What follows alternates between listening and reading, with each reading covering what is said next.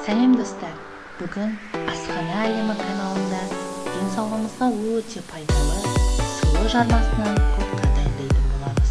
Орысша баламасы Актяная каша. Таңғы асқа сұлы жармасынан ботқа жесеңіздер, денеңізді минерал мен витаминдерге толықтырасыздар, иммунитеттеріңізді күшейтесіздер және энергияға толы боласыздар.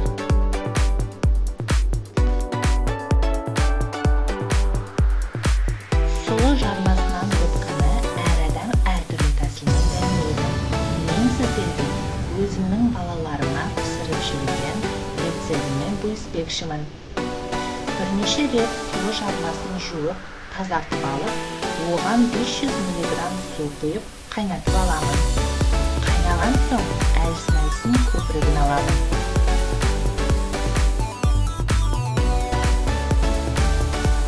Содан соң оған 200 мг сүт құямын, кішкене қармай саламын, аз қасықпен қасық жарым секіріп және дәміне қарай тұз саламын.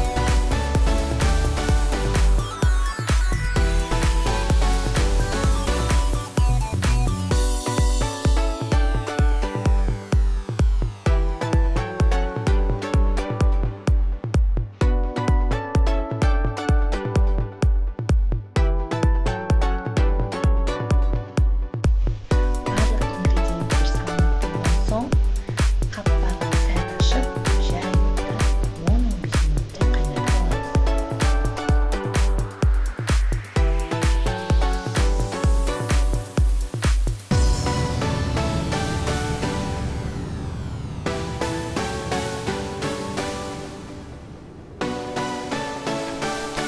Ботқа піскен соң отты өшіріп, ыдысымыздың қаппағын жауып, 5-10 минуттай тұрған жөн.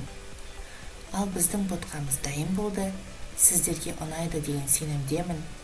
Асхана әлемі каналыма тіркеліп, лайк басуды ұмытпаңыздар достар.